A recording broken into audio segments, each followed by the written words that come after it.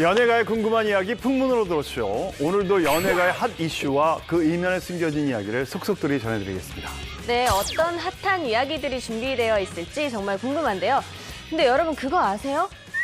지금 코로나 사태 때문에 잊혀진 게 있는데 바로 네. 국회의원을 뽑는 제21대 총선인데요. 그렇죠. 지금 총선이 코앞으로 다가왔습니다. 네. 맞습니다. 사실 이때쯤 되면은 뉴스에서 총선 관련 뉴스가 계속해서 나와야 될 시기인데 네. 코로나 사태가 장기화되면서 사실은 총선 이슈가 쏙 들어갔습니다. 네.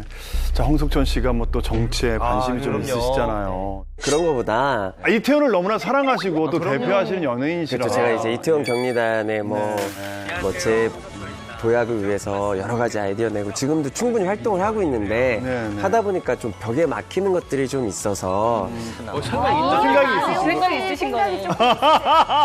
2년 후에 한번 고민을 우와. 아니요 구의원 같은 거. 네. 근데 그 사실은 그 이렇게 지자체 구청장 선거지만 말고 지자체 선거지만 그 나가시기 전에는 이제 그 방송을 연예계 못 활동을 못 하. 하거든요. 그럼 미리부터 저희가 준비를 하겠습니다. 그러면 다음 주부터 이 자리를요? 이 자리를요? 아니 그 왜냐면 또 그 응원해 드려요. 나가셔야 되니까. 아, 취소하겠습니다. 아, 7만 원사를. 종이 뒤집듯이. 홍보쇼가 훨씬 좋거든요. 소중합니다. 아, 예. 21대 총선. 21대 총선. 총선이 한 달여 앞으로 다가왔습니다. 취미는 술, 특기는 욕. 장관 폭행 예고한 막장 국회의원 후보는 승률 86.5%, 모래판의 황제 이만기. 그가 모래판 아닌 금배지에 4번이나 무릎 꿇은 사연은 대표적인 국민 아버지 최불암.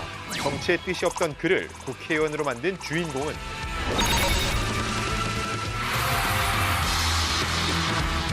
국회의원이 된 TV 속 스타들. 그들의 여의도 입성기 대공개. 지금 풍문으로 들어쇼에서 공개합니다. 네, 정말 21대 총선이 얼마 남지 않았는데요. 생각해보니까 그동안 연예인들 중에서 총선에 출마해서 금배지를 딴 분이 굉장히 많았어요. 그 시작은 배우였던 고 홍성우 선생님이었다고 합니다. 맞습니다. 고 홍성우 씨는 연예인 출신 최초의 국회의원이었는데요. 그렇다면 제가 퀴즈를 지금 하나 내드릴게요. 여자 연예인 출신 최초의 국회의원은 누구였을까요? 힌트 드리겠습니다. 힌트는 국민 엄마입니다. 국민 엄마. 정답. 네. 여러분 계신데? 고두심 선수. 땡! 아, 고두심이. 김혜자 선생님. 땡! 요즘 국민 엄마는 조여정 씨 아닌가요? 김수미 씨 아닙니까? 네, 김수미. 다들 예. 조금 더 올라가셔야 될 것 같아요. 이분은 아주 푸근한 이미지의 대표적인 국민 엄마로 불리는 배우 바로 리치강. 아, 리치가. 맞다. 리치. 네, 지난 14대 국회의원이었었는데요. 여자 연예인 출신으로는 최초로 국회의원 배지를 달았었죠. 네. 저는 당시에 아주 어렸을 때라 뭐 나중에 크고 나서 이제 강부자 선생님이 국회의원을 했다는 사실을 알게 됐는데 좀 많이 의외였어요. 처음에 듣고서 뭔가 정치하고는 조금 거리가 멀 것 같은 이미지셨거든요. 네. 어떻게 하다가 정계에 입문하게 됐는지 알 수 있을까요? 14대 총선 때 이제 평소 이제 그 연예인하고 식사하면서 이야기하는 걸 굉장히 좋아했던 고 정주영 H그룹 회장이자 국민당 대표가 강부자 씨를 전국구 위원으로 적극적으로 이제 후보로 추천을 한 거예요. 네. 근데 지금으로 치면 이제 비례대표 같은 건데 당시 이제 강부자 씨는 전국구 8번으로 출마해 정계에 입문을 하게 됐습니다. 오, 예. 그런데 여기에 또 사연이 있습니다. 강부자 씨가 이 14대 총선 때 지역구 당선 의원수에 따라 이 전국구 의원수 배분이 7번에서 그치는 바람에 이 의원직을 얻지 못했어요. 그런데 여기서도 드라마틱한 일이 생기는데요. 대선에 실패한 정주영 국민당 대표가 이 전국구 의원직을 사퇴하게 되면서 강부자 씨가 이 의원직을 승계받게 되면서 국회에 입성하게 됩니다. 그 금배지를 달게 된 강부자 씨가 의원 선서에서 했었던 이야기가 굉장히 화제를 모으기도 했었는데요. 이런 이야기를 합니다. 생선을 싼 종이에선 악취가 나고 향을 싼 종이에선 향냄새가 난다. 향기로운 의원이 되겠다라고 이야기해서 네. 굉장히 화제를 모으기도 했었죠. 향기로운 의원이 되겠다고 하신 강부자 선생님. 실제로는 어떠셨나요? 그 강부자 선생님이 사실 그 김수현 작가의 작품에 많이 출연했는데 거기서도 이제 김수현 작가가 후배 배우들 연기 지도시키는 사람으로 이제 지목하기로 유명했거든요. 강부자, 양희경 있는데 그 당시에 좀 연배 있으신 분들에 물어보면 정말 무서웠대요. 정말 칼같이 딱딱 가르쳐 주시니까요. 근데 이런 강단이 국회의원 생활을 할 때도 그대로 드러나셨다고 해요. 예를 들어서 당론과는 좀 다른 데 있어서 본인이 그런 걸 표출을 하고 일어나지 않아야 될 상황에서도 일어나 있으면 옆에서 앉아라고 얘기를 해도 절대 앉지 않고 꼿꼿이 본인의 소신을 지키셨다고 하는데 초선 의원이고 그것도 지역구가 아니라 비례대표면은 사실 이 정도까지의 소신을 보이기가 쉽지 않은데 평소 그분의 이 성품이 그대로 드러난 예였던 것 같아요. 저희가 드라마에서 보던 그 강부자 선생님의 모습과는 많이 다른 모습이에요. 그러게요. 그런데 14대 국회를 끝으로 정계에서 강부자 선생님을 더 이상 볼 수 없었잖아요. 근데 정계를 은퇴하시고 다시 방송 복귀하실 때 적응을 못 하시거나 그랬던 건 없으셨는지. 잘 해오셨지만 강부자 씨가 이제 나중에 방송을 통해서 했던 얘기가 이 배우로서 몇십 년 동안 이 공든탑을 쌓았는데 국회의원을 해보니까 이게 몇 년 안에 이렇게 무너질 것 같은 느낌을 받으셨대요. 그래서 의원으로서 내가 할 수 있는 것보다 배우로서 할 수 있는 영향력이 더 큰 것 같아서 방송이 내 길이구나라고 깨닫게 됐다고 합니다. 14대 국회에서는 강부자 선생님뿐만 아니라요. 이순재 선생님, 또 고 이주일 선생님도 금배지를 달아서 화제가 됐었다고 합니다. 그래서 연예인 의원 전성시대라는 말까지 나왔다고 해요. 네, 그리고 이분 역시 14대 국회에 입성해서 의원님 소리를 들었다고 합니다. 네. 이순재 선생님과 늘 국민 아버지 자리를 다투셨던 분인데 과연 어떤 분일까요? 정답. 신구. 아닙니다. 예. 정답. 보다. 안성기 선배님. 예, 아닙니다. 아닌가요? 조금 더 네네. 올라가 주세요. 누가 계시지? 저희 학교 선배님이신데. 최불암 선배님. 정답입니다. 맞아요. 대한민국 대표하는 국민 아버지 아닙니까? 최불암 씨 역시 고 정주영 H그룹 회장과 친분으로 정계에 입문을 했습니다. 92년도 정주영 회장이 창당한 이 통일국민당 소속으로 14대 총선에 전국구 5번으로 입 후보에 당선이 됐습니다. 네. 그 예. 당시가 이제 최불암 선생님이 전원일기 그 김 회장 캐릭터로 굉장히 따뜻하고 서민적인 이미지가 있었잖아요. 또 젊은 사람들 사이에서는 그 최불암 시리즈가 워낙에 유행을 했었고 그렇다 보니까 정치판에서 이 최불암 선생님의 어떤 그런 대중적인 인기라든지 인지도를 알고서 가만 놔두지 않았을 것 같아요. 네, 맞습니다. 정치권에서 최불암 선생님에게 러브콜을 보낸 건 꽤나 오래전부터였다고 하는데요. 1970년대 후반 지금의 국정원인 중앙정보부에서 누군가가 찾아와서 당신을 청구하는 사람들이 많다 이렇게 말을 했다고 합니다. 중앙정보부에서요?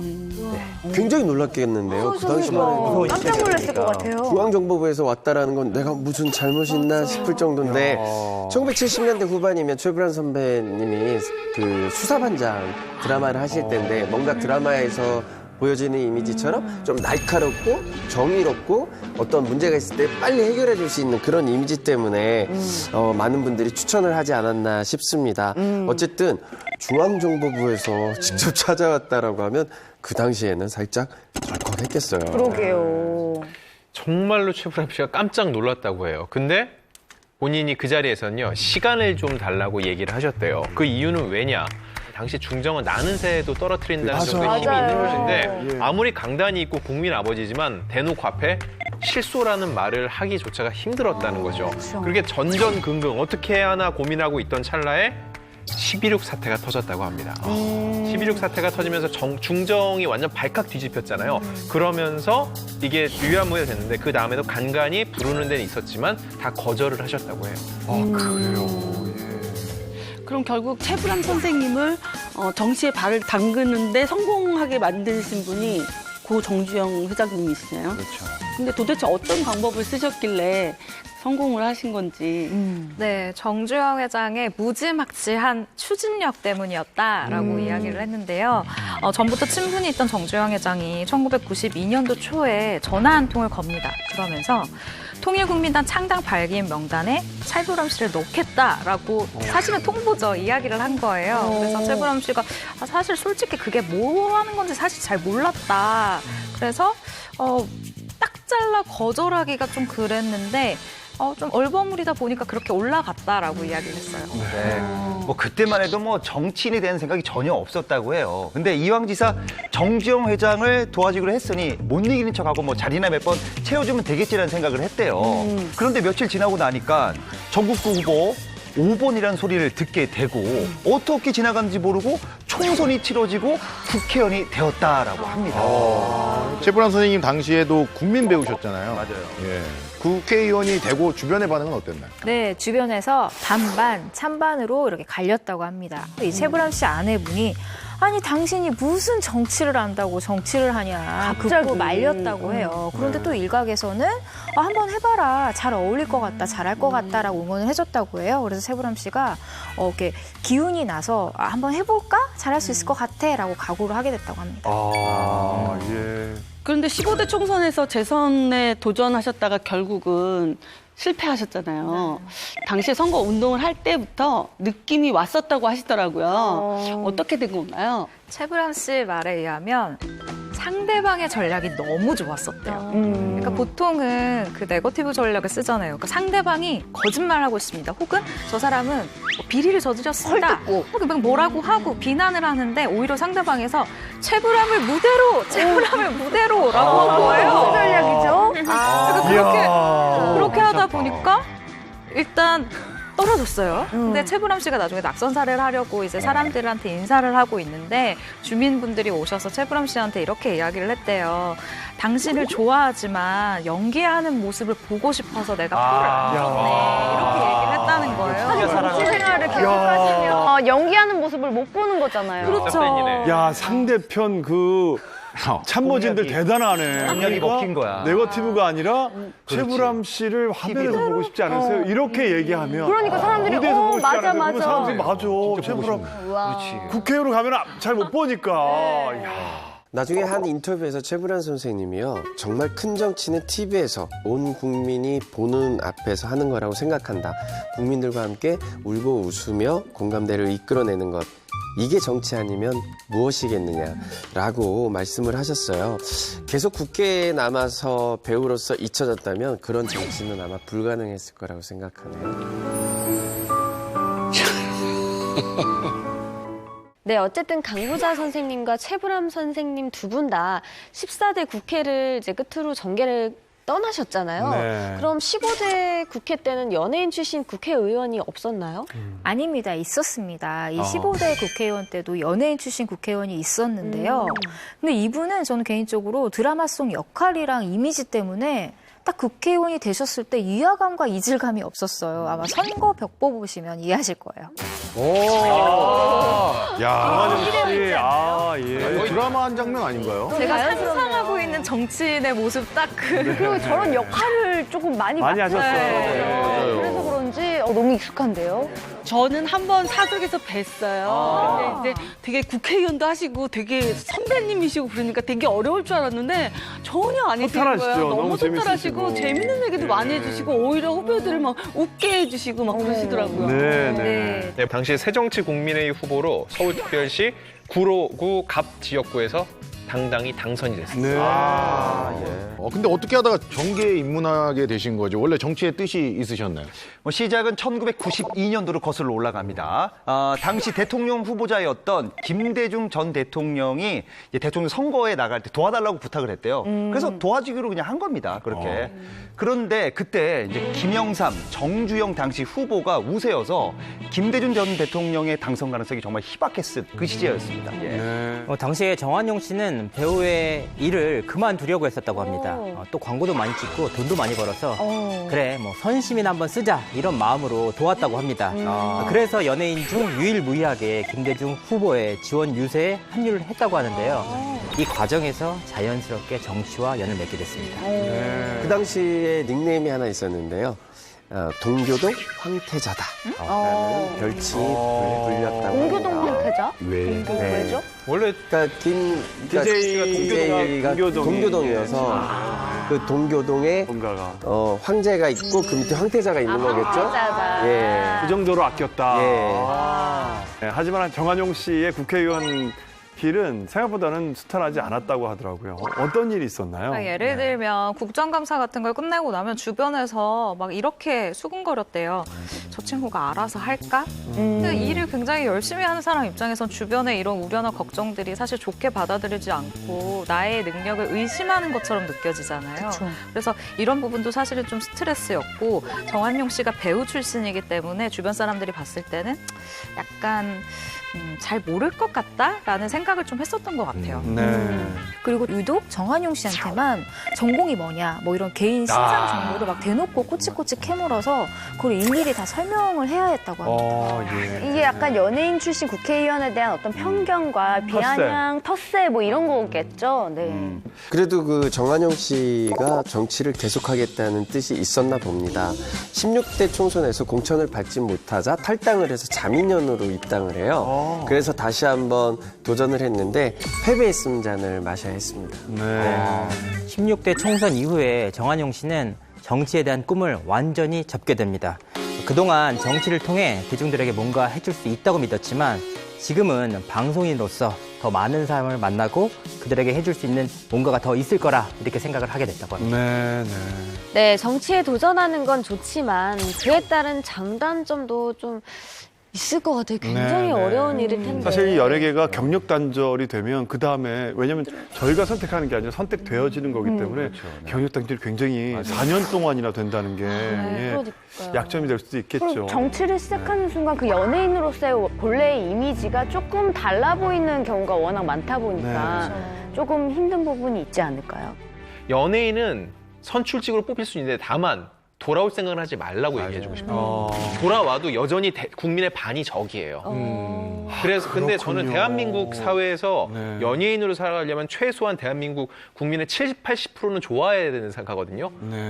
악플러들은 힘이 세서 20%만 돼도 잡아먹을 듯이 달려드는데 절반이 절 싫어하면 활동 못해요. 그러네요. 네, 그래서 저는 돌아올 생각 없으면 하고 돌아올 거면은 아예 정치판에 가지도 말라고 얘기를 해요. 야, 핸디캡이 정말 그럼요. 심하네요, 연예인으로서는. 생각해보니까. 네, 지금 소개할 분은요, 무려 30 끝에 16대 국회의원에 당선된 분이라고 합니다. 국민 배우 원조 오빠 등의 화려한 수식어를 가지고 계신 분인데요. 누구일 것 같으세요? 배용준. 백일섭 씨도 약간 좀 그런 느낌이 나네요. 이제 진짜 안성기 씨 나올 때 되지 않나요? 안성기 씨도 국민 배우. 그분이 국회 했었나? 바로 고 신성일 씨. 신성일 선생. 굉장히 독특한 건요. 그동안 연예인들이 국회에 입성할 때는 대다수 비례대표였습니다. 그러니까 정당에 투표하면은 거기에 이제 일정 의석이 할애되면 그 중에 한 명이었는데 그게 아니라 신성일 씨는요. 지역구 의원으로 선거를 통해서 당당히 금배지를 달았습니다. 이제 신성일 선생님이 500편이 넘는 영화를 출연하셨다고 그렇게 많이 하더라고요. 이제 계속 연기만 하실 줄 알았는데 정계 입문하게 된 어떤 계기가 있었는지 궁금하네요. 네, 제10대 서울시 용산 마포 중선거구 국회의원 선거를 앞둔 박경원 전 내무부 장관의 특별 보좌관 역할으로 이제 정치 쪽에 첫 발을 내딛게 됐다고 합니다. 근데 아까 30 끝에 당선이 됐다고 말씀을 하셨는데 국회의원 첫 도전은 그럼 언제였나요? 14대였나요? 아니요, 14대가 아니라요. 국회의원 첫 도전은 1981년 제11대여서였는데요. 이 서울 마포 용산에서 한국국민당 후보로 출마를 했지만 방송기자 출신인 민정당 봉두환 전 의원에게 밀려서 낙선했습니다. 근데 되게 잘못인. 근데 성함이 본명이 강신영. 그러네. 이제 본명이 이제 강신영 씨죠. 예. 근데 고 신상옥 감독이 지어주신 예명이죠. 신성일로 이제 주로 활동을 했고, 하지만 선거에 출마할 땐 예명으로 하면 안 되잖아요. 본명으로 해야 되기 때문에 강신영으로 적힌 거고, 옆을 보면 예명 신성일이라고 적혀 있습니다. 하지만 선거 벽보에 예명 신성일 이렇게 병기하는 것만으로는 부족했나 봅니다. 선거구에서는 신성일이 어디 있어 이렇게 얘기를 하는 유권자가 굉장히 많았다고 합니다. 맞아요. 그래서 신성일 선생님은요, 결국 두 번째 국회의원 도전을 했던 15대 총선부터는 아예 당선을 위해서 본명을 강신성일로 개명을 했다고 합니다. 이렇게.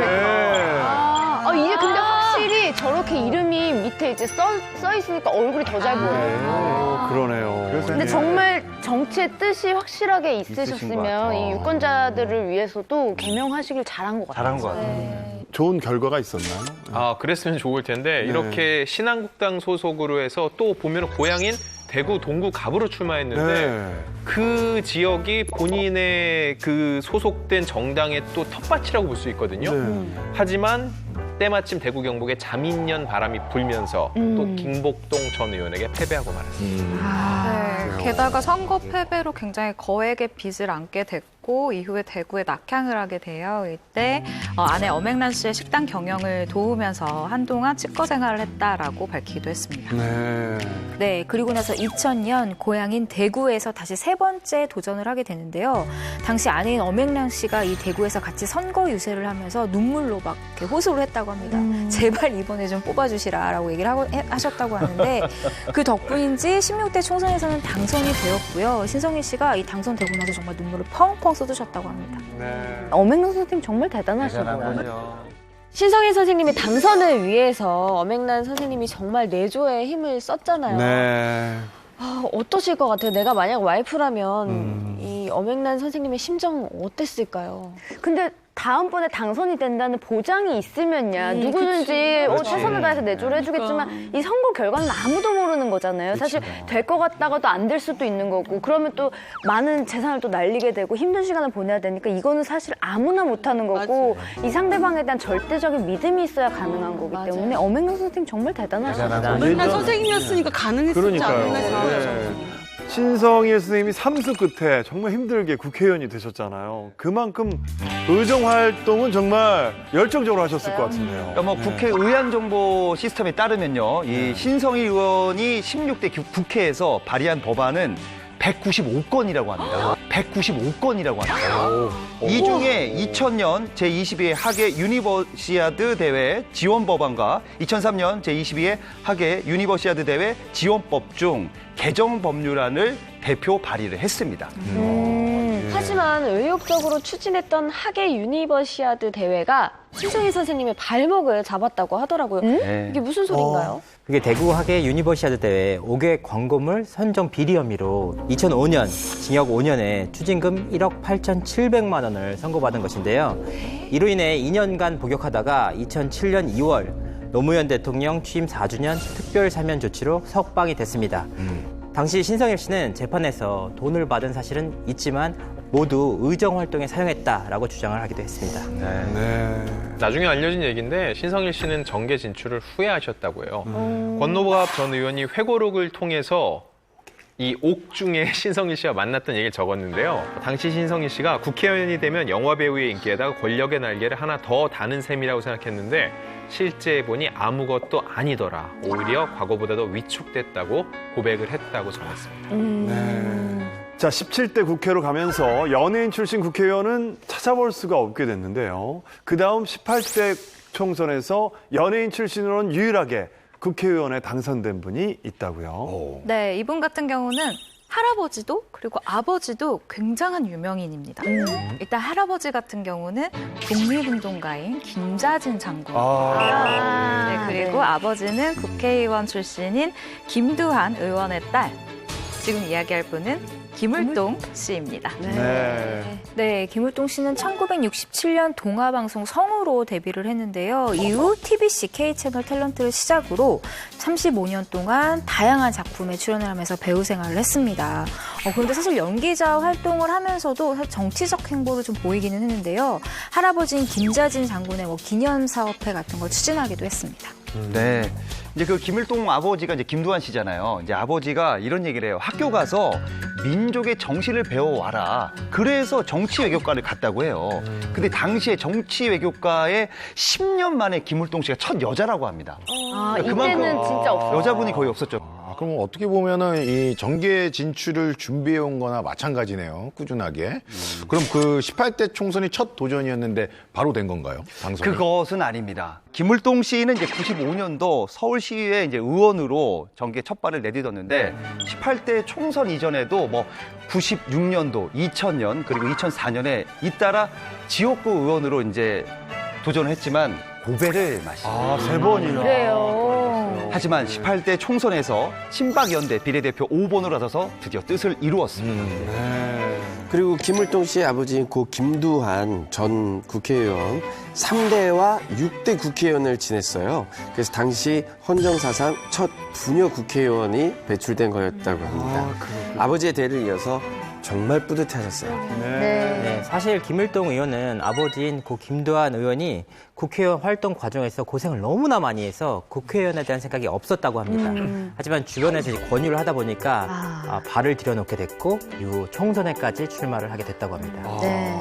제 개인적인 생각인데 네. 역대 연예인 출신 정치인 중에서 가장 성공한 분이라고 저는 생각을 해요. 왜냐면 18대 때는 비례대표였는데 19대 때는 지역구로 가서 당당히 선출직으로 국회의원 재선에 성공을 했는데 재선으로 국회의원이 된 부녀 사례도 처음이죠. 그리고 이분이 최고위원을 지냈거든요. 연예인 출신 정치인이 이렇게 지도부까지 입성한 것도 전 최초 사례가 아닌가 싶고요.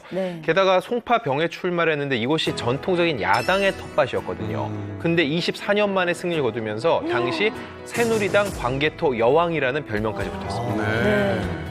재선 의원이면 8년 동안 국회의원을 한 거잖아요. 혹시 김을동 선생님이 국회의원이었을 때 기억이 나는 일화가 있으신가요? 저는 영화가 그 국회의원 되시기 전에 찍으셨던 영화가 있잖아요. 김수미 씨하고. 마파도.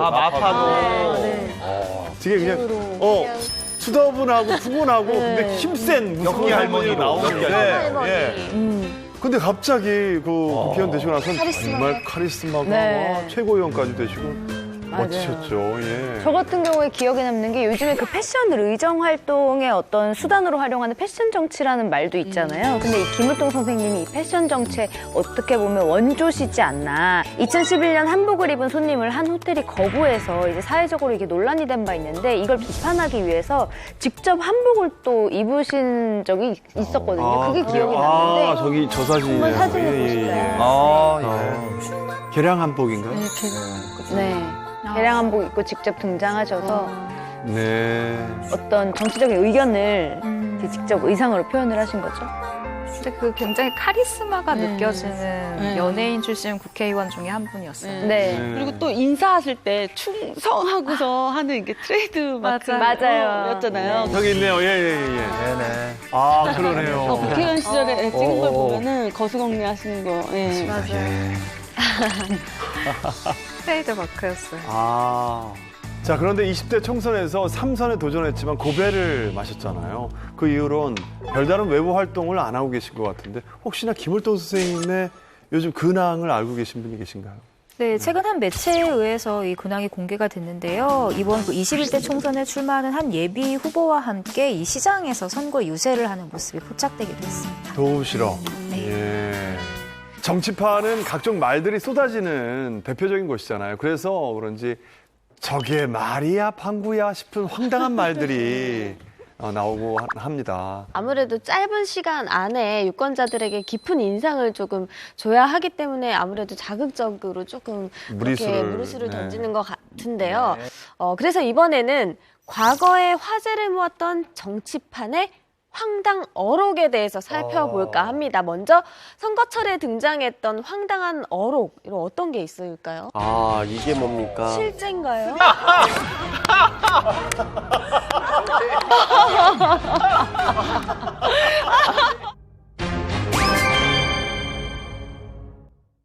과거에 화제를 모았던 정치판의 황당 어록에 대해서 살펴볼까 합니다. 먼저 선거철에 등장했던 황당한 어록, 이런 어떤 게 있을까요? 정말 기대됩니다.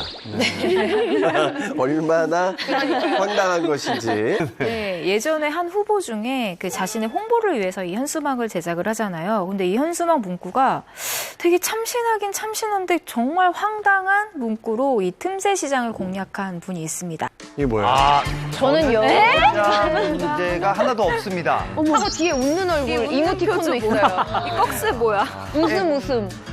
이게 뭡니까? 실제인가요? 스님인가요, 스님? 공직자분? 네. 근데 다른 문제도 아니고 여자 문제가 근데 하나도 없습니다. 혹시 그러면 남자 문제는 있으시지 않을까요? 본인의 기준으로 생각을 하지 마세요. 여러분, 남자들끼리 돈 관계 아니면 무슨 무슨 비리 관계 뭐 이런 싸움 관계 이런 거 있을 수 있잖아요. 저는 대단합니다. 친구라서 자신 있게 말씀드릴 수 있습니다. 여자 문제가 없어요. 제가 참고하겠습니다. 근데 홍석천 씨가 저런 말을 쓰면 이거 재밌다 했는데 이건 어떻게 된 거예요? 당시에 저 현수막이 선거 현수막인지 모르고 처음에는 그냥 지나간 분들도 많았다고요. 저게 뭐지? 이렇게. 근데 이 현수막이요. 2018년 6.13 지방선거에서 크게 화제가 됐던 실제 현수막이고요. 보시다시피 경상남도 의회 의원 산청군 선거구의 더불어민주당 최오림 후보자의 현수막입니다.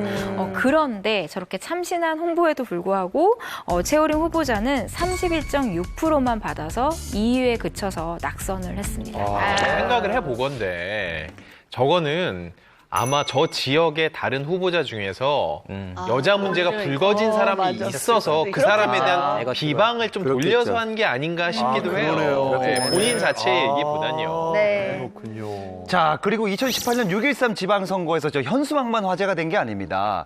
무려 500년이 넘는 혈연을 강조해서 화제가 되신 분입니다.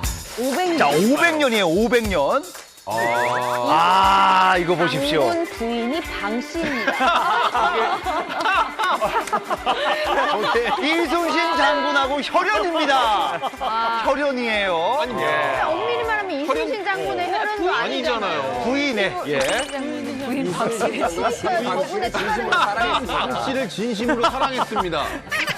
장군의 키는 이게 되게 뜬금없네요. 이거 뭐 알리러 나오신 분인가요? 장군의 키는 6척이니까 6번을 찍어달라는 거군요. 이순신 장군의 그 혈연이라고 하면 일시성을 가진 분들이 나서 왜냐면 이 모계 쪽으로 많이 아니 그래도 이씨여도 황당할 텐데 방 씨라니요. 저걸로 인해서 이제 다른 건 몰라도 이순신 장군 부인이 방 씨인 거는 저희가 이제 확실히 안 잊어버릴 것 같아요. 저 뭐 공부를 하나 한 것 같습니다. 역사를 배웠습니다. 저분은 생각이 안 나고 뭐 이순신 장군 부인을 거의 홍보하기 위한 그런 게 아닌가. 이분이 이제 그 경기 성남시 의회 의원 성남시 선거구 후보로 나섰던 무소속 방신웅 이제 후보인데 당시 득표 결과 1.6%로 지지율을 받아서 5위로 이제 그쳤다고 합니다. 이순신 장군의 인맥을 주장했지만 당선은 이어지지 않았죠. 위기가 아니어서 다행이다. 근데 확실히 무소속은 어쩔 수 없이 주목을 끌어야 되니까. 자기의 인지도가 되게 중요하니까 이렇게 좀 눈에 띄는 문구를 쓴 게 아닌가 싶네요. 눈에는 확실히 띄었네요. 위트 있네요. 위트가 있었어요. 위트 센스 인정합니다. 네. 이번엔 강렬한 문구로 회자가 됐던 선거 포스터를 보여드릴 건데요. 이 포스터는 패러디의 조상님이다 이렇게 불릴 정도로 아주 유명한 포스터입니다. 함께 보시죠. 궁금하다. 기억나. 알지. 기억나지. 이거 알아요. 중심으로 대동단결. 이 포스터는 2002년 16대 대선에서 국태민한 호국당 후보로 출마한 김길수 후보의 포스터인데요. 불심으로 대동단결이라는 잊을 수 없는 슬로건을 낳은 희대의 포스터입니다. 홍석천 씨 살찐 거 아닙니까? 홍석천 씨 살찐 거 아닙니까? 머리를 일부러 미신 거는 아니겠어요. 정말 옷차림 때문에 그런지 약간 김영철 씨 맞아요. 되게 되게 등을 약간 그렇게 패러디 하신 거 아니에요? 그럴 수도 있겠네요. 죄송한데 이걸 제가 한번 다시 패러디해도 되나요? 부탁드려요. 겉복 입고. 남심으로 대동단결. 남심으로. 당시 김길수 후보자는 승려 신분을 내세워서 법복을 입고 등장해서 불교계의 효심을 자극하겠다 이런 전략을 세웠는데요. 이후 포스터와 이 슬로건은 각종 패러디에 응용이 되면서 짤 생산에 큰 공을 세웠습니다. 정말 별의별 게 다 있네요. 그런데 또 국회의원이었던 스타가 남긴 어록도 있잖아요. 네, 그렇습니다. 아마 가장 유명한 어록은 이분이 남긴 어록이 아닐까 싶은데요. 바로 고 이주일 씨가 정계 은퇴를 하면서 남긴 이야기입니다. 4년 동안 코미디 공부 많이 하고 갑니다. 명언이죠, 이때. 이 말은 진짜 유명합니다. 네. 저도 기억하고 코미디였다. 저도 기억하고 있습니다. 오히려 이제 이주일 선생님의 의정 활동보다 더 유명한 말이죠. 근데 왜 이런 말을 하신 걸까요? 네, 이주일은 1992년 14대 총선에서 코미디언 최초로 국회의원이 된 분이에요. 고 정주영 H그룹 회장과의 친분으로 이 정 회장이 창당한 통일국민당 소속으로 정계에 입문하게 되는데요. 그런데 동료 의원 누구도 이주일 씨를 반가워하지 않았다고 합니다. 네. 그러니까 동료 위원들이 이제 이주일 의원을 대할 때 뭐 아무나 국회의원 되느냐는 식으로 대했다고 해요. 그리고 동료 위원들에게는 이제 이주일 씨는 영원한 코미디언일 뿐이다라고 생각을 한 거죠. 심지어는 다른 당 위원회 당선 행사장에 불려간 적도 있다고 합니다. 국회의원 이주일은 대정부 질문에서 장관하고 한마디만 해도 다들 웃기 시작해서 정치판에서 그 연예인 국회의원의 한계를 몸소 느꼈다고 합니다. 근데 연예인 출신 국회의원에 대한 편견이 원래 다들 있었잖아요. 그런데도 불구하고 그 전에 뭐 우리가 지금까지 얘기했던 배우 출신의 또 국회의원들과는 또 사뭇 다른 대접인 것 같아요. 그래서 한마디로 한 사람이 정치인으로 제대로 이제 대접받지 못한 느낌이라서 굉장히 좀 속상하고, 그래도 엄연히 선거를 통해서 당선된 정치인인데 코미디언 취급한 건 너무하지 않았나 싶네요. 네. 국회의원 보좌관한테 직접 들은 얘기인데 아무래도 이렇게 유명세를 등에 업고서는 국회의원, 특히 비례대표로 된 경우는 거수기로 많이 생각을 한대요. 법안 상정을 해서 찬반 투표를 할 때 우리 당에서 이렇게 당론이 찬성이면 같이 찬성을 하나 던질 수 있는 그렇게 생각하는 경향도 있다고 하고요. 일단 정치를 오래 할 거라고 생각을 안 하잖아요. 근데 정치인들은 보통 이제 정치 기반이 또 있잖아요. 후원자들이 존재를 하고, 그런 분들도 오래 정치를 할 생각이 안 하면은 그 사람한테 줄을 서지 않는다는 거죠. 그럼 후원금이 적을 수밖에 없고, 후원금이 적으면 정치 활동을 하는 데 있어서 영향력이 적을 수밖에 없다는 거예요. 여러 가지가 복합적으로 포함되다 보니까 연예인 출신 정치인들이 사실 그렇게 자립하기가 쉽지 않죠. 네네. 사실 이주일 씨는 14대 총선에서 원고 한 장 없이 청중들을 열광시키면서 당당하게 국회의원이 됐다고 하는데요. 하지만 1992년 정주영 대표의 대선 패배 이후 국민당이 와해되면서 민자당으로 당적을 옮겼습니다. 이러한 부친과 연예인으로서의 편견 때문에 이주일 씨가 의정 활동을 굉장히 어렵게 했다고 합니다. 그래요. 예. 그래서 저는 되게 아직도 회자되는 그런 어록이나 이런 걸 남긴 걸로 봐서는요, 분명한 족적은 있는 것 같아요. 지금도 코미디언 분들이 풍자 코미디 할 때 그런 얘기 많이 하잖아요. 국회에서 여의도에서 다 웃기니까 우리가 할 일이 없다, 이런 얘기. 결국은 이게 이주일 씨가 했던 얘기에서 계속 파생된 얘기라고 생각을 하고, 전 아직도 기억에 남는 일화 중에 하나는요, 실제로 세비 2천만 원을요, 몬주익의 영웅인 황영조 씨한테 준 사례가 있었어요. 네. 이주일 씨가요. 아, 그래요. 정확한 속내는 모르지만 여기서 일하는 나보다도 거기까지 가서 마라톤으로 대한민국의 이름을 알리고 영웅이 된 당신이 더 훌륭했다라는 얘기가 아니었나 싶기도 하고, 실질적으로 이렇게 좀 내용을 살펴보면은 94년에 국회 교육청소년위원회 국정감사에서 한 일간지가 선정한 국감 베스트 의원 5에 들 정도로 열성적으로 일을 했다고 하고요. 하지만 결국 15대 총선을 약 2달 정도 앞두고 이주일 씨가 갑자기 기자회견을 열게 돼요. 근데 이 기자회견이 무엇이냐? 불출마 기자회견이었습니다. 정계 은퇴의 뜻을 밝히겠다라고 이야기를 한 건데요. 당시에 정치를 종합예술이라고 해서 기대를 많이 했는데 코미디라는 생각밖에 안 든다. 적과 동지의 구분조차 모호한 이 정치판에 회의가 들었다라고 말했습니다. 그리고 이후에 연예계 활동에 복귀를 했는데 아주 성공적으로 안착을 했죠. 정치를 하면서 별별 어록을 남긴 스타들, 이주일 씨만 있는 건 아니죠. 후보 시절 무려 장관에게 만나면 일단 한 대 맞자 란 말을 해서 막말 논란에 휩싸였던 스타도 있었습니다. 거침없는 발언으로 대중의 이목을 집중시킨 인물, 대체 어떤 분인가요? 바로 묵직한 연기가 인상적인 중견 연기자 최종원 씨입니다. 지난 2010년이죠. 제18대 국회에서 재보궐선거를 통해서 지역구 의원으로 당선이 되면서 정계에 입문을 하게 됩니다. 네, 당시 최정원 씨는 이명박 정부의 잘못된 문화예술 정책이 정치 입문 계기다, 이렇게 밝힌 바가 있습니다. 그리고 만나면 한 대 맞자, 이런 화제의 발언이 나온 배경도 여기서 나왔는데요. 조금 더 정확히 말씀드리자면 당시 문체부 장관이었던 배우 유인촌 씨를 겨냥해서 한 말이었습니다. 네. 이 두 분 모두 연극 배우 출신 아닌가요? 나이도 비슷하고 연예계 선후배 최종원 씨와 유인촌 씨가 원수가 된 이유는 뭡니까? 일단 뭐 정치적인 노선이 약간 다릅니다. 일단 뭐 최종원 씨는 그동안 진보 진영의 이제 정치인들을 도왔다면 유인촌 씨는 뭐 다 아시잖아요. MB 사람이다라고 할 정도로 H건설의 성공 시나리오를 담은 드라마죠. 야망의 세월에서 유인촌 씨가 이명박 전 대통령의 역할을 맡으면서 두 분이 두터운 친분을 쌓았다고 할 수 있죠. 네, 그 인연으로 MB 정권 출범 이후에 실제로 유인촌 씨가 문체부 장관에 임용돼서 지내기도 했죠. 또 이때부터 최종원 씨와 유인촌 씨의 관계가 약간 조금 서로의 운명이 엇갈렸다고 할까요? 이렇게 좀 다른 성향을 보이게 됐는데요. 당시 두 분의 갈등이 좀 극대화된 계기가 있는데 그게 바로 예순촌 사업입니다.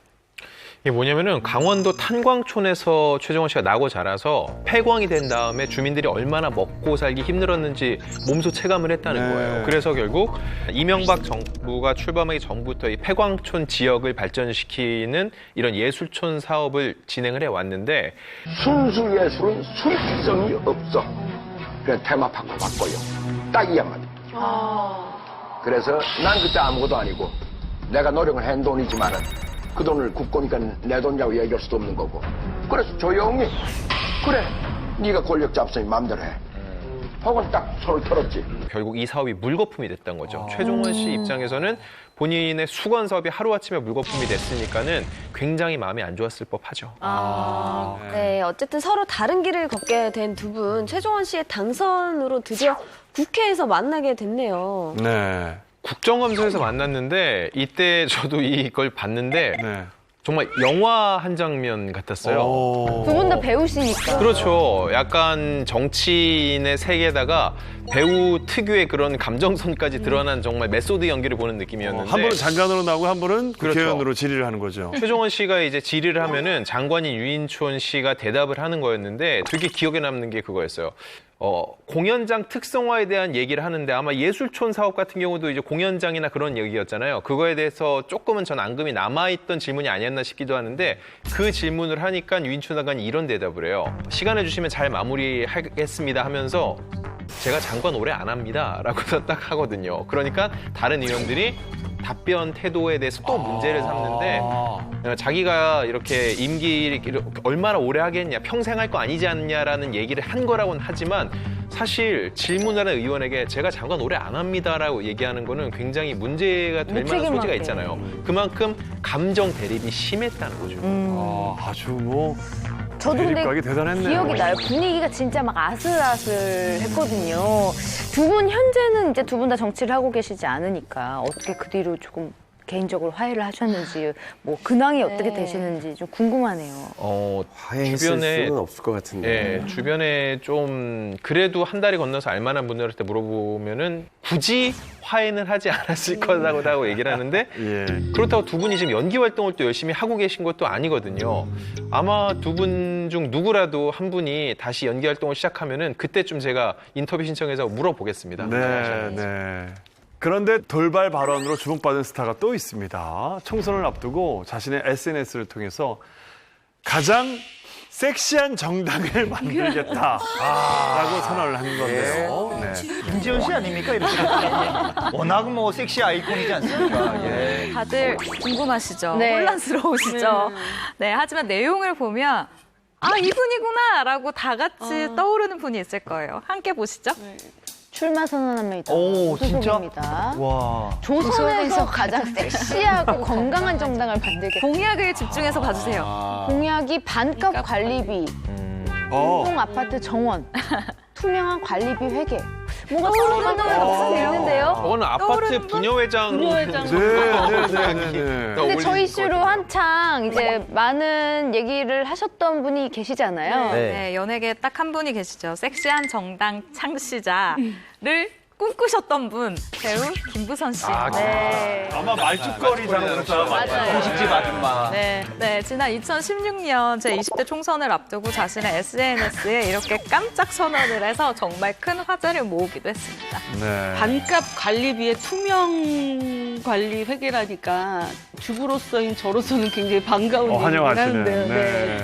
저는 좋은 것 같아요. 맞습니다. 예, 뭐 관리비 하면은 연관 검색어에 김무선 씨 뜹니다, 실제로. 맞아요. 2014년도에 자신이 거주하는 아파트 관리비에 이제 비리 의혹을 제기하면서 일명 난방열사라고 불리면서 맞아요. 엄청난 화제가 됐었죠. 일부 주민이 난방비가 수년간 영원 처리됐다라는 걸 발견하고 아파트 관리비 운영이 투명하지 않다면서 문제를 제기했던 그런 일이죠. 네, 당시 이 사건에 대해서 말씀드리면 이 수년간 난방비를 면제받은 가구가 많다는 건 밝혀냈지만 이 비리가 있었다라는 거는 밝혀내지 못했어요. 그럼에도 불구하고 이 사건이 준 영향력은 엄청났습니다. 전국 곳곳에서 이 아파트 관리비 운영에 문제가 있다라는 게 문제가 제기되는 어떤 계기가 된 것이죠. 그렇군요. 예. 그래서 2015년부터요. 300가구 이상 되는 아파트는 아파트 외부에게 감사제가 도입이 됐거든요. 사실 김부선 씨의 역할이 굉장히 컸던 거예요. 네. 그 전까지는 감사 안 받고 그냥 회계 처리를 그렇죠, 그냥. 자체적으로 그렇죠. 한 거예요. 이게 근데 네. 되게 큰 거예요. 300가구만 쳐보세요. 관리비 한 30만 원 월 하면은 월 9천. 1년으로 치면 10억이 넘는 돈인데 이게 제대로 쓰이고 있는지를 외부에서 감사하는 건 좀 꼭 필요한 일이라고 생각합니다. 네, 때문에 그 김부선 씨가 출마 선언을 하자 누리꾼들 반응이 뜨거웠습니다. 난방열사 파이팅! 당신을 찍겠습니다. 그래서 굉장히 뜨거웠습니다. 맞아요. 그래서 김부선 씨가 정말로 그 섹시한 정당을 만들었나요? 아, 이름이 섹시한 정당인가요? 너무 궁금합니다. 그냥 만들었나요? 뭐 물론 섹시한 정당을 만들지도 국회의원을 출마하지도 않았습니다. 기성 정치인들에게 한마디 일갈하기 위해 던진 것이다. 이런 입장을 밝혔습니다. 그냥 뼈 있는 농담 정도였는데 대중들의 반응이 정말 뜨거웠던 거죠. 중요한 거는요. 김부선 씨가 본인이 직접 출마는 안 했지만 출마 선언 얘기까지 하고 공약까지 내놓는 과정에서 이게 알려졌잖아요, 외부에. 그래서 이런 것도 필요하다는 거고 사람들이 되새길 수 있는 기회가 됐거든요. 저는 낙선하고 당선하고 떠나서 이런 과정 자체도 중요하다고 생각합니다. 이슈를 만들어서 네. 이걸 사회 문제화시킨 것이. 네. 네, 그때 당시로 돌아가 보면 김부선 씨가 그때는 총사에 굉장히 많이 얽혀 있었어요. 현실적으로 출마는 어려웠던 상황이고요. 다만 우리 아파트 사시는 분들 다 공감하실 텐데 난방비, 관리비 이 문제 굉장히 민감하잖아요. 네. 이 공감대를 잘 형성을 하면서 응원의 목소리가 컸던 것 같습니다. 그렇군요. 예. 난방비 걱정 없이 따뜻하게. 자, 농담으로 출마 선언을 해서 의외의 반응을 얻은 김부선 씨와는 달리 국회의원의 꿈을 꾸고 정식으로 출마했지만 고배를 마셔야만 했던 스타들도 있었습니다. 네, 그들의 정치 도전기는 그야말로 눈물 없이는 들을 수 없다고 하는데요. 심지어 이분은 낙선 후에 알거지 신세였다고 하더라고요. 대체 어떤 분인지 이진호 기자님이 소개 부탁해요.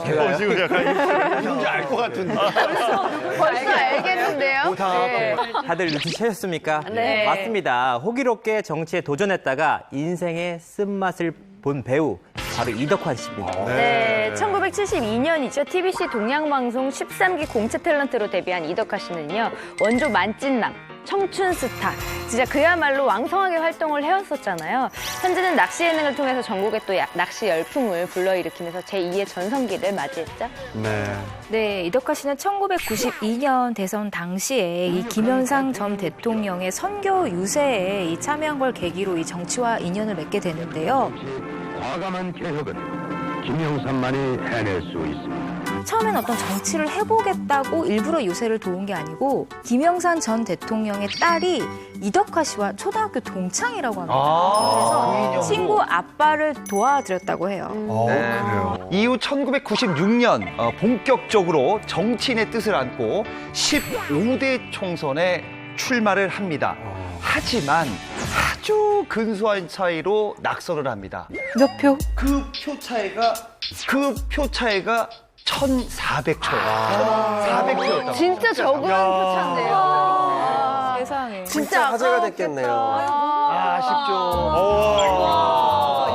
속옷 광고 아닙니까? 속옷 광고. 야, 근데 국회의원 너무 멋있는 거 포스터 아니에요? 중에 가장 제일 멋있어요. 독특하고 완전히 영화 진짜 포스터 연예인스러우시네. 보통 이렇게 정면을 보는데 맞아, 맞아. 45도 아래쪽을 바라보시고 시선을 앞쪽으로 보지도 않으셔서 그거 아시죠? 손도 그렇고 야 여러 가지 면에서 무슨 영화 포스터 같은데 이게 국회의원 포스터였어요. 야. 근데 제가 듣기로는 이때 이덕화 씨의 연설이 굉장히 독특했다고 합니다. 정치는 생선이다라고 이야기를 했는데 어떤 뜻이 담겨 있는지 좀 말씀해 주세요.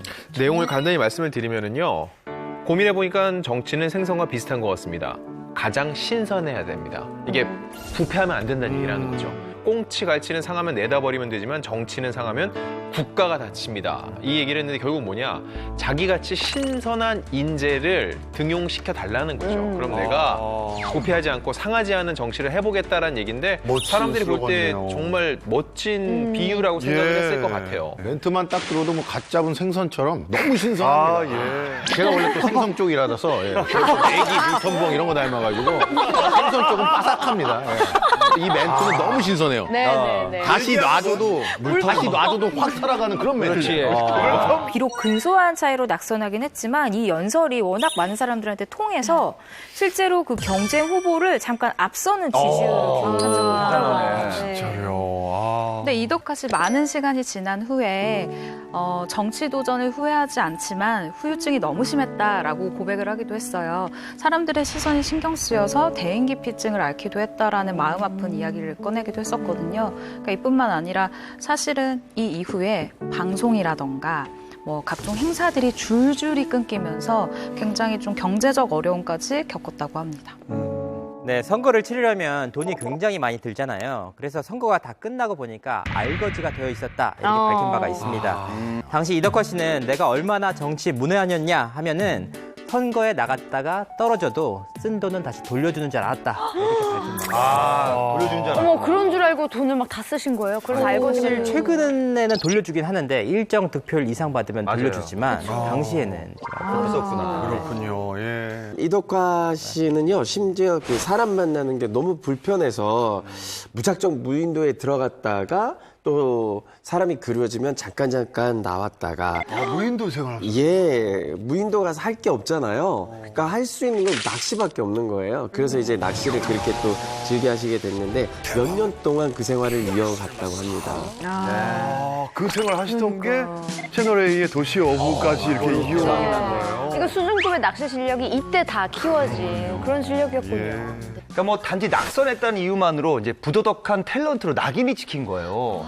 이덕화 씨가 한 6년에서 7년 정도를 강제로 휴식을 하게 된 겁니다.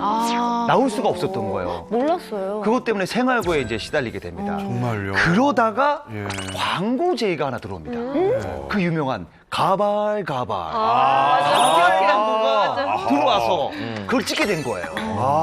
네, 이덕화 씨가 이 가발 광고를 하면서 재기를 넘어서 거의 완벽하게 부활을 하셨죠. 근데 사실 처음에 광고 제안이 들어왔을 때 어떻게 남의 약점을 이용해서 돈을 벌 생각을 하냐고 불같이 화를 내면서 거절을 했었다고 합니다. 근데 그 당시 아이들이 유학을 가 있어서 돈을 보내줘야 되잖아요. 울며 겨자 먹기로 찍었는데 막상 찍고 보니까 반응이 너무 좋은 거예요. 한동안 연락이 없던 제작진도 연락이 와서 배역이 들어오고 그다음부터는 되게 자연스럽게 본인이 예능 소재로 쓰시더라고요. 전 되게 기억에 남는 게 그거였어요.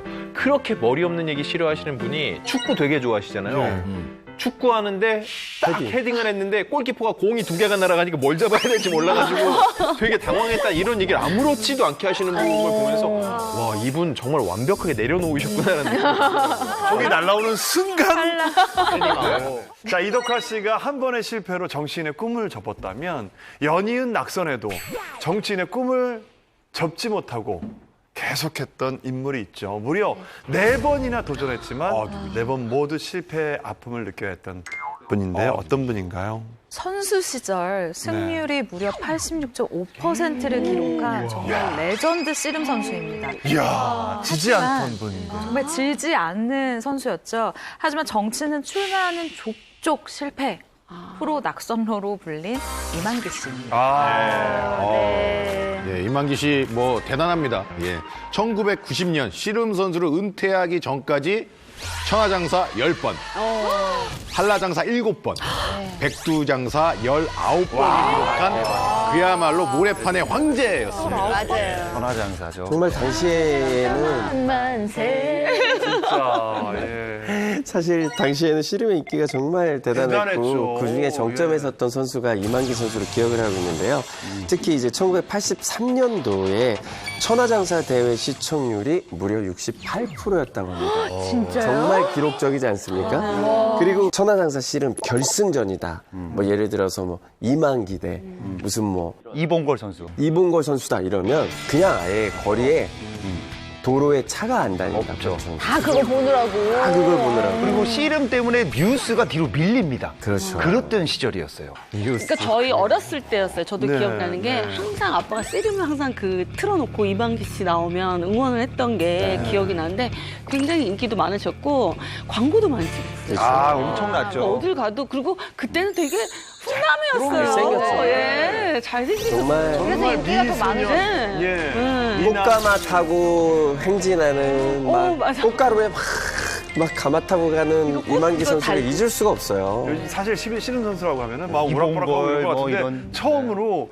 굉장히 훈남. 핸섬한 네, 그래서. 선수인데 연승을 하고 뭐 자기보다 잘생긴. 엄청 큰 선수들을 매다 뽑고 그러니까 그리고 이 뒤집기로 기술이 정말. 근데 그 근육세포 하나하나가 정말 단단하니 그냥 디테일하게 카메라 앞에 보셨다. 앉아있는 어머니들이 그냥 시선을 고정해가지고 그런 이만기 선수였어요. 네. 이렇게 8, 90년대 정말 그야말로 전 국민에게 사랑받았던 이만기 씨. 선수 은퇴를 한 이후에는 대학교 교수, 그리고 씨름단 감독으로도 활약을 하셨고 네. 씨름 전문 해설위원 등으로 활약하면서 제2의 인생을 또 사시기 시작했는데 그러던 중에 갑자기 이제 정계 진출을 선언을 해서 화제가 됐었죠. 이만기 씨의 첫 번째 도전이 2000년이었는데 당시 한나라당에 공천을 신청해서 실제로 공천을 받았어요. 그 당시만 해도 웬만해서는 이게 당선이 될 수 있는 가능성이 높은데 내부적으로 이만기 씨가 단순한 씨름 선수가 아니라 대학 교수로 활동을 했는데 실제로는 영어 철자도 잘 모르면서 스포츠에 S만 써놓고 강의를 했다. 이런 식의 흑색 선전이 계속 나오면서 폄하가 있었던 것 같아요. 근데 여러 가지 우여곡절 끝에 받았던 공천을 다른 후보에게 빼앗깁니다. 그러면서 결국은 본인이 제대로 선거를 치르지 못하는 아픔을 맛보게 된 거죠. 흑색 선전에 당하셨고. 아이고. 예. 네, 두 번째 도전은 2004년입니다. 이때는 당을 바꿔서 열린우리당 후보로 출마하게 되는데요. 하지만 한나라당 후보에게 물려서 또 낙선을 하게 됩니다. 이후 2014년 세 번째 도전을 하게 되는데 6월 지방선거를 앞두고 새누리당 김해시장 후보 경선에 나섰다가 탈락을 이제 하게 됩니다. 이후 2016년 제20대 국회의원 선거에서 현 경남지사 김경수 도지사에게 밀려서 낙선을 합니다. 그래서 이만기 씨는 총 4번의 고배를 마시게 된 거죠. 와, 그럼 본인이 꼭 정치를 해야겠다는 생각이 정말 확고하셨나 봐요. 네, 이만기 씨는 2015년 계속된 낙선에도 정치에 도전하는 이유에 대해서 밝힌 바가 있는데요. 시골 촌놈이 서민적인 운동을 하는 선수로 출발했지만 새로운 세상에 또 한 번 도전해 더 많은 분들과 함께 고민하고 건강한 사회를 만들고 싶다라고 밝힌 바가 있습니다. 저는 생각을 해봤는데 본인이 이렇게 당까지 이렇게 갈아타는 것 때문에 정치 노선에 대해서 오히려 좀 의구심이 생겼을 것 같아요. 근데 그거조차도 결국은 정말로 하고 싶었기 때문에 가장 당선 확률이 높을 만한 줄을 잡으려고 노력했던 게 아닌가 싶어요. 그렇죠. 공천도 제대로 받아야 되니까요. 그렇죠. 예. 그럼 이만기 씨 올해에도 또 한 번 도전하시나요? 글쎄요. 사정 오기면 또 될 수 있겠다. 이런 또 희망을 가질 수도 있지만 절대 아닙니다. 지난 2019년 한 방송에서 이만기 씨가 인터뷰를 했는데요. 또 선거에 나가면 난 정말 망한다. 정말 내가 있을 곳이 아니다. 내가 절대 가서는 안 될 곳이다. 라면서 절대 정치는 다시는 안 하겠다고 선언을 했어요. 우리가 지금까지 이제 살펴본 얘기들만 봐도 한 번 이제 선거에 낙선을 해도 타격이 어마어마한 것 같은데 무려 4번을 실패했으니까 이 마음의 상처도 그렇고 경제적인 타격도 그렇고 얼마나 컸겠어요, 상처가. 그러니까 제가 건물 몇 채를 날린 거겠죠. 그렇죠. 네. 바로 같은 프로에서 만나 뵙는 분인데 순진하세요. 순진하고. 그리고 또 이제 고집도 있으시고 그래서 자기가 최선을 다해서 이제 정치에 입문하기 위해서 4번이나 도전하고 나서는 이제는 마음을 내려놓으신 것 같아요. 예. 얼굴이 명함, 이름이 무기.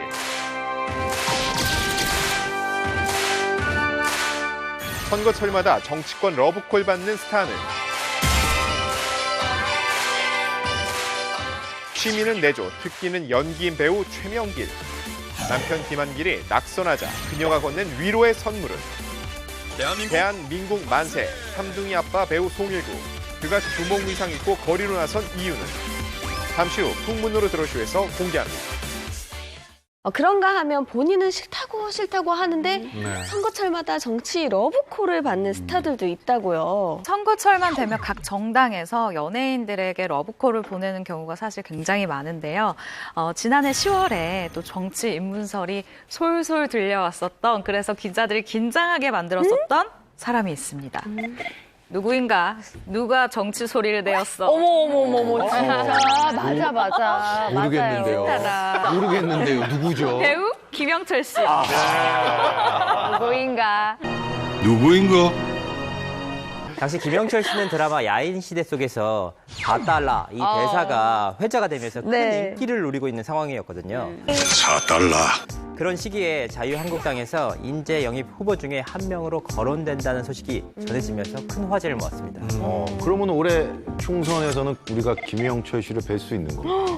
아닙니다. 김영철 씨는 그럴 생각이 전혀 없다고 하고요. 당시 김영철 씨가 이 물망에 올랐다는 소문이 도니까 언론에서 아예 김영철 씨 이름으로 이걸 보도를 했는데, 가까운 의원에게서 입당을 생각해보라는 전화를 받았지만 내가 무슨 이 나이에 정치를 하겠느냐면서 그 자리에서 바로 거절을 했다라면서 소문을 일축했습니다. 네. 김영철 씨가 이제 카리스마가 있어 보이시고, 또 요즘에 나온 동네 한 바퀴를 보면 또 포근하고 이제 편안한 서민적인 것도 보이시고 그러니까 많이들 정치권에서 탐을 내시는 것 같아요.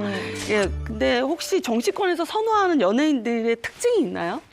일단 전국구여야 돼요. 그 지역에서 유명한 게 아니라 전국 어디에다 내놔도 알만한 사람이어야 되고, 특히 이제 특정 지역에 그 사람 출마시킬 때는 그 지역 출신이면 더 좋죠. 전략적으로 제가 제 고향에 와서 일을 하려고 합니다. 뭐 이런 식으로 하는 게 되게 좋은 거고, 기본적으로 작품 속에서 기업가라든지 정치가라든지 성공한 모습을 보여준 사람이 그 이미지가 싹 대변이 되기 때문에 그런 사람들이 많이 선호하는 것 같아요. 이게 사실 예전에는 카리스마 있는 배우나 이제 굉장히 좀 유명한 연예인들 위주로 섭외가 갔었다면 지금은 조금 분위기가 달라졌어요. 기본적으로 적이 없고 호감도 자체가 좀 높은 사람을 선호를 한다라는 건데요. 실제로 한 정당 관계자가 이런 이야기를 했어요. 스타들의 영입에 굉장히 노력을 기울이고 있는 것은 사실이다라고 하면서 모두가 인기가 있다고 영입하는 게 아니라 사람들에게 건강하고 긍정적인 이미지가 있어야 우리도 재고해볼 그런 마음이 생긴다. 그리고 그런 사람이 정해지면 그 주변의 사람들을 통해서 영입 작전을 펼친대요. 실제로 만나보자, 아니면 이야기로 전해주던가, 아니면 뭐 전화통을 한다던가, 뭐 자리를 만들려고 굉장히 노력을 한다라고 얘기를 하더라고요. 그래요, 예. 정치 러브콜을 받는 스타들, 일단 누구에게나 호감이라는 게 가장 중요한 것 같아요. 그래서 모범 아빠, 좋은 남자, 뭐 이런 이미지 때문에 선거 때마다 러브콜을 받는 스타가 있다고 합니다. 차인표 씨가 아마도 전화를 많이 받고 있지 않을까 싶은데요. 딱 봐도 그 바른 정치인의 정석 같은 느낌이 들잖아요. 작품에서도 뭐 대통령 역할, 뭐 국회의원 역할을 워낙 많이 하니까 그냥 지금 있는 그대로 차인표 씨가 국회에서 무슨 뭐 연설을 하거나 뭘 해도 너무나 자연스러운 모습일 것 같다라는 생각이 좀 듭니다. 어울려요. 예. 그리고 차인표 씨가 그동안 뭐 인터뷰라든지 여러 가지 행보에서 보여주신 모습도 정말 그야말로 바른 사나이, 뭔가 그런 이미지가 강하고, 그냥 눈만 봐도 뭔가 선함이 느껴져서 저 같아도 뭔가 차인표 씨에게 한 표를 드리고 싶은 그런 느낌이에요. 실제로 2012년 초에 차인표 씨가 한나라당 후보로 총선에 출마한다 이런 소문이 돌기도 했습니다. 네, 당시에 차인표 씨가 즉각 나는 정치에 뜻이 없다라고 명확히 선을 그었는데요. 그 이전이 2005년 17대 총선 때도 한나라당 그리고 열린우리당 양쪽에서 정치인문 제의를 받았었다고 해요. 근데 이것에 대해서 아내인 신혜라 씨가 이렇게 이야기를 합니다. 남편에게 입당이나 공천 등 아주 실질적이고 구체적인 제의가 많이 들어왔다라고 얘기하는 걸 봐서는 러브콜이 굉장히 많았었던 걸로 저희가 얘기를 할 수가 있죠. 근데 진짜로 차인표 씨 이미지가 예전에 그 감기라는 영화에서 대통령 역할 하신 적이 있어요.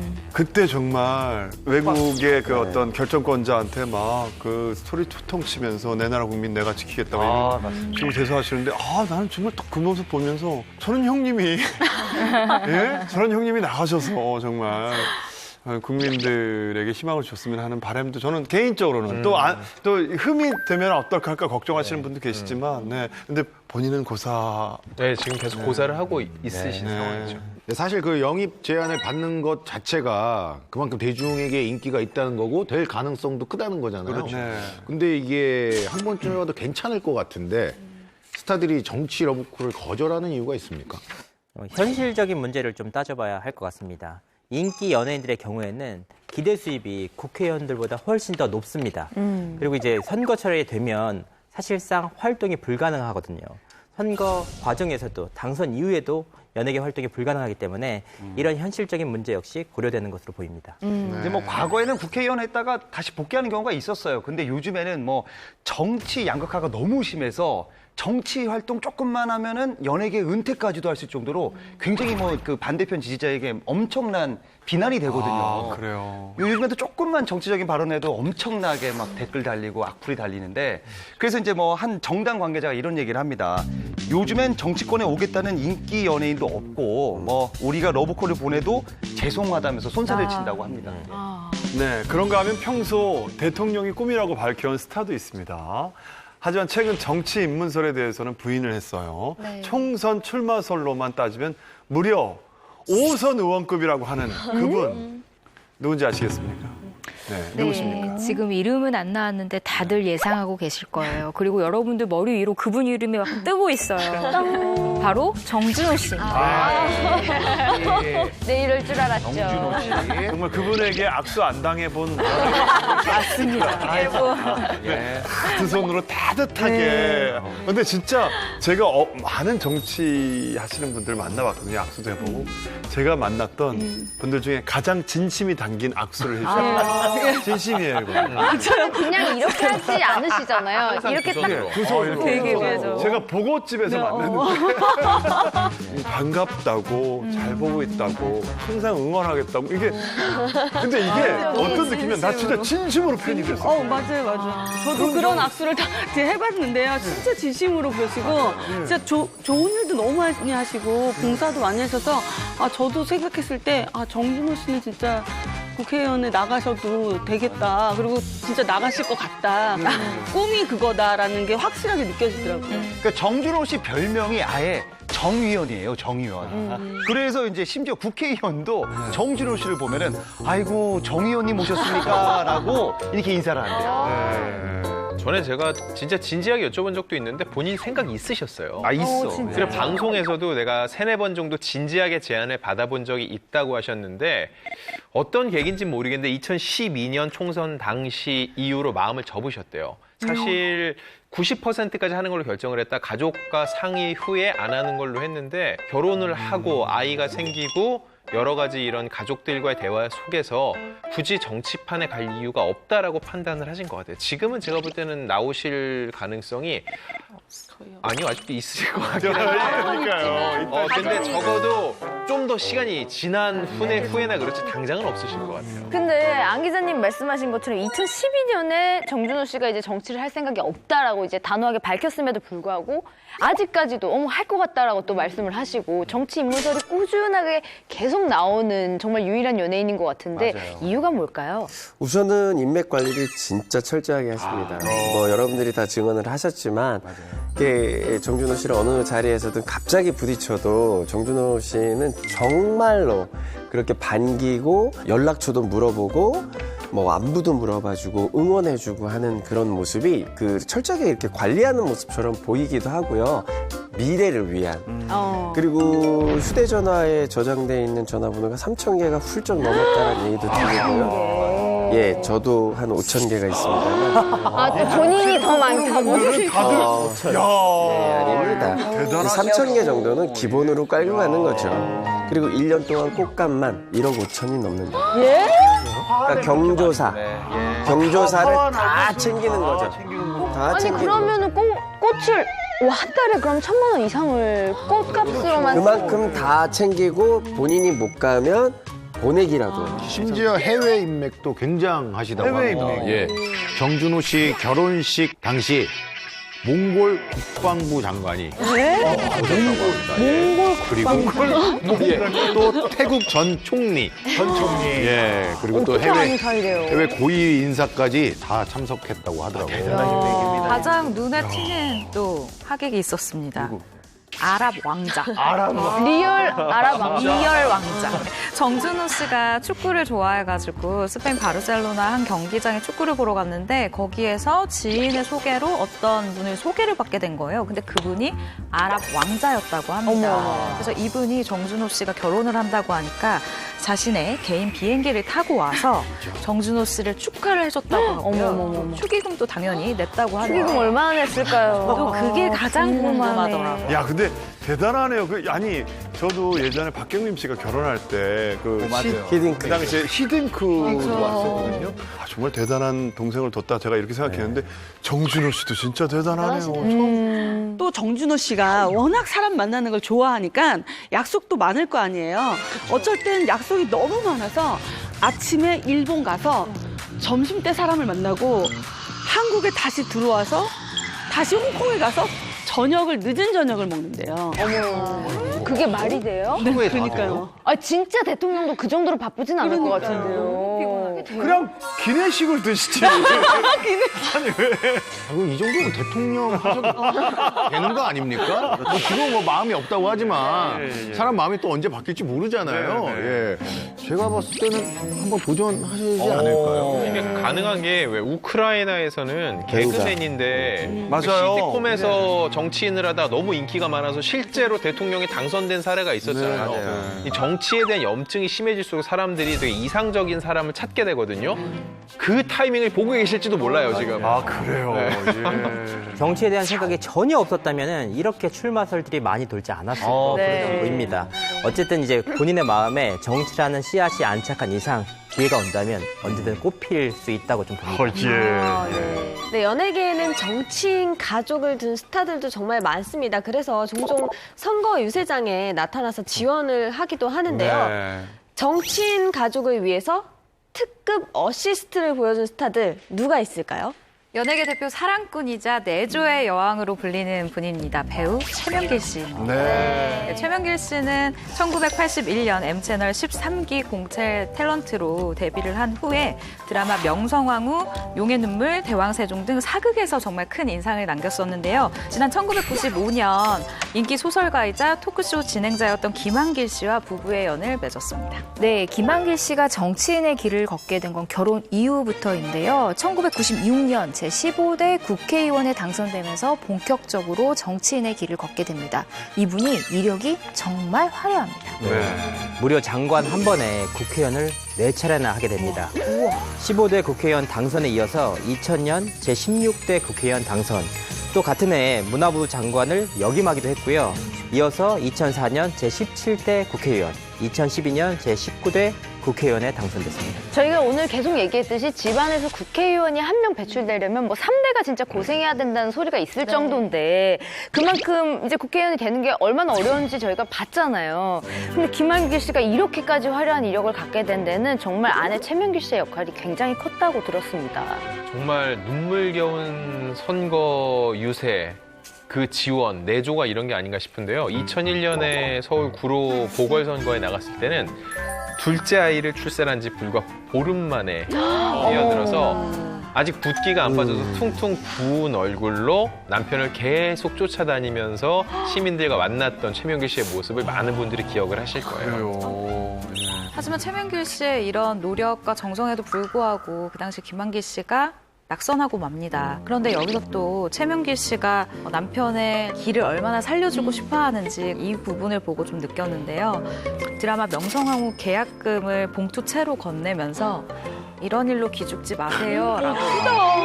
근데 이게 되게 뭐랄까, 저는 가장으로서 짐을 당신 혼자 지는 게 아니에요. 라고 말을 하는 거잖아요. 저는 이게 너무 멋있더라고요. 저는 단순하게 돈은 내가 번다. 뭐 약간 이런 생각이 들었는데, 이러나 저러나 감동이죠. 이후로도 정말 최명길 씨는요, 남편이 선거 유세를 할 때마다 함께 했는데요. 심지어 2004년에는요, 드라마 명성황후의 의상을 입고 선거운동에 직접 나왔어요. 진짜네. 저한테 저렇게 입고 나가라면 진짜 이렇게 쉽게 못 입을 것 같아요. 지금 사진 보니까 저러고 여름 동네 시장을 가서 아주머니들과 인사를 하고 해야 되는데 이게 쉬운 거 근데 저 의상이 보통 덥고 보통 이게 땀이 그렇죠. 차는 의상이 아니잖아요. 아, 저게 여름이었네요. 여름이 진짜 더워요. 당시 이제 최명길 씨는 이제 남편의 지역구인 구로구에서 지역민들을 워낙 많이 만나서 뭐 이제 구로댁이라고 불릴 정도로 굉장히 열심히 했다고 합니다. 그런 아내의 노력 덕분에 무사히 당선이 되었다고 합니다. 당선될만 하네요. 사실 최명길 씨의 내조는 지금도 계속되고 있지 않습니까? 저도 어느 방송에서 봤는데 폐암 투병 이제 정말 좋아지셨어요. 예, 김한길 씨를 위해서 지극정성으로 간호를 해주시고 계시더라고요. 김한길 씨가 지금 2017년에 폐암 말기 진단을 받고 지금도 이제 투병 생활 중이시거든요. 근데 그때부터 최명길 씨가 24시간 동안 정말 애지중지 정성으로 보살피고 있다고 합니다. 그걸 지켜본 뭐 수간호사나 의료진들이 정말 저런 분은 없다고 굉장히 극찬을 했다고 해요. 이와 같은 최명길 씨의 지극한 내조에 김한길 씨는 최명길 씨는 저에게 늘 과분한 여자다 이렇게 고마움을 드러내기도 했습니다. 최명길 씨 역시 김한길 씨는 제게 늘 든든한 울타리 같은 남자다 이렇게 말을 했는데요. 정말 보기 좋은 부부가 아닐까 싶습니다. 맞아요. 네, 최명길 선배님이 정치인 남편을 도왔다면 정치인 외삼촌을 도운 스타도 있습니다. 네. 저는 사실 이 두 분이 가족이라고 하길래 사실 처음엔 잘 안 믿겨지는 그런데 또 자세히 보면 또 닮은 부분도 있더라고요. 네. 바로 배우 이한희 씨와 문희상 국회의장이에요. 문희상 의장의 동생인 문재숙 교수가 이한희 씨의 어머니라고 합니다. 네. 평소에 이제 이 문희상 의장은 이한희 씨를 굉장히 예뻐했다고 해요. 그래서 공식 석상에서 조카가 날 닮아서 그렇게 이쁘다라면서 망원 비슷한 말을 하기도 했고요. 이한희 씨 역시 한 방송에서 나는 살찌면 우리 삼촌 얼굴이다 라고 밝혀서 웃음을 자아내기도 했는데 한번 사진 한번 볼까요? 전혀 안 닮았네요. 묘하게 닮았다. 묘하게. 느낌이 또 나네. 약간 느낌이 뭔지 아시겠죠? 이목구비가 살짝 야, 눈매가 살짝 네. 크게 공감은 안 가지만 근데 묘한 그 집안이라는 느낌이 맞아요, 맞아요. 같은 느낌이. 실제로 이제 이한희 씨는 이제 문희상 의장이 출마할 때마다 열심히 선거를 도와줬다고 합니다. 네. 당시 집안의 어른이신 삼촌은 외모와 달리 마음이 뜨거우신 분이다. 우리 모두 삼촌을 사랑하고 있다라고 말해서 애틋한 가족애를 자랑했습니다. 네. 그런데 배우 송일국 씨도 선거 유세를 통해서 가족애를 자랑한 스타가 아닌가요? 네. 특히 저는 송일국 씨가 주몽 옷을 입고 어머니의 유세를 돕던 모습이 맞아요. 네. 선거 운동을 이렇게 하시면서 왜 이제 최명길 씨나 송혜국 씨나 왜 사극 그 옷을 캐릭터 옷을 계속 입고 나가냐 생각을 해보면 대중들 중에 특히나 이제 조금 연배가 있으신 나이가 있으신 어르신들은 늘 TV에서 보던 모습으로 기억을 하거든요. 그 역할의 그 역할의 의상을 입고 나오는 것이 최고입니다. 네. 송혜국 씨가 선거유세 가는 그 당일에 만난 적이 있어요. 그래서 마침 2016년도였던 걸로 제가 기억을 하는데 그때 인터뷰를 제가 마지막 타임이어서 마지막 인터뷰를 이제 하는데 뭐 오늘 인터뷰 너무 재밌었고 뭐 끝나고 어디 가세요? 라고 했더니 이제 어머니 도우러 가야죠? 라고 딱 얘기를 하시는 거예요. 그래서 저 딴에는 걱정한다는 말로 근데 연예인이 정치 쪽 이렇게 막 하면은 우려되거나 걱정되는 부분 혹시 없으세요? 라고 제가 조심스럽게 물었더니 딱 한마디 하시는데 제가 되게 부끄럽더라고요. 어머니잖아요. 이렇게 딱 얘기를 하시고 어머니한테는 제가 연예인이 아니에요. 이렇게 딱 얘기를 하는데 내가 무슨 질문을 한 거지? 약간 이 생각이 딱 들더라고요. 엄마의 꿈을 적극적으로 지지해주는 아들이라니까 김일동 씨 입장에서는 이것만큼 더 큰 효도를 받으신 거죠. 생각하실 것 같아요. 네, 심지어 송일국 씨가 2016년에 이 어머니의 당선을 도와달라면서 이 송파구 지역 구민들에게 문자 메시지까지 보냈다고 합니다. 예. 네. 장문의 문자였는데요. 내용을 정리하면 이런 이야기였습니다. 유권자 여러분, 기호 1번 김울동 후보 아들 송일국입니다. 송파 주민과 국민을 위해 통 큰 정치하실 수 있도록 부디 도와주십시오. 사실 송일국 씨를 만나보면 이게 너무나 송일국 씨가 직접 쓴 이야기고 이게 너무나 송일국 씨 말투라는 걸 알 수가 있어요. 그래요. 예. 자, 하지만 당시 김울동 씨는 결국 3선 도전에 성공하지 못했습니다. 그래도 그동안 송일국 씨의 지원 사격이 큰 도움이 된 건 사실이겠죠. 네. 그 당시 그 지역구의 선거 이렇게 크게 현수막에 걸렸는데 김을동 씨 있고 송일국 씨 있고 김두한 전 의원이 있고 그 밑에 김좌진 장군이 이렇게 집안에 유명한 사람들 다 총출동이네요. 이게 전부 다 들어가 있는 게 딱 걸려 있었어요, 송파에. 근데 그 당시에는 사실 김을동 씨가 속해 있는 당이 김을동 씨 자체의 문제가 아니라 외부 표를 다 못 받았어요. 표를 네. 굉장히 많이 인심을 잃은 상황이었는데 그 와중에 송일국 씨가 그래도 열심히 뛰어준 덕분에 저는 더 많은 사람들의 지지를 받을 수 있었지 않았나 싶습니다. 네. 자, 그런데 오늘 아쉬운 소식을 하나 전해드리게 됐습니다. 아, 이게 웬일인가요? 그동안 이상준 씨와의 그 어떤 뭐랄까 러브라인도 있었지만 저하고는 정말 2년이 넘었죠. 예, 제 옆자리를 든든하게 지켜주면서 정말 착한 마음씨에 늘 잘 웃어주고 사람들과 눈 마주치던 우리 MC 박하나 씨가 오늘 그 마지막 방송 좀 기뻐서 너무 속상해서. 근데 그래요? 우리 박하나 씨가 제가 알기로 또 드라마 촬영 일정이 워낙 바쁘고 해서 어쩔 수 없이 또 이렇게 된다고 해서 너무 속상합니다. 그동안 부족한 진행을 너그러이 이해해주시고 시청해주신 여러분들께 너무너무 감사드리고요. 정말 건강하셨으면 좋겠습니다. 네. 곧 드라마로 인사드리겠습니다.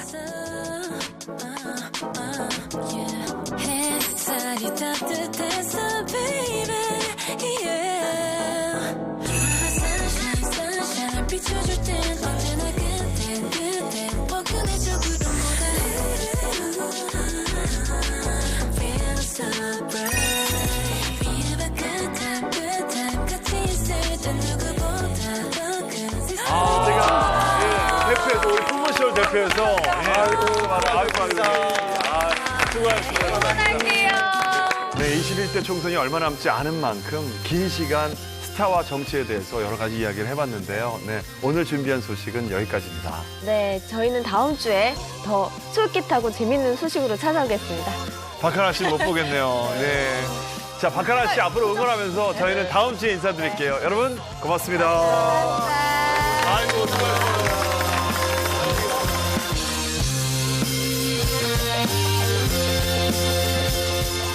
채널 A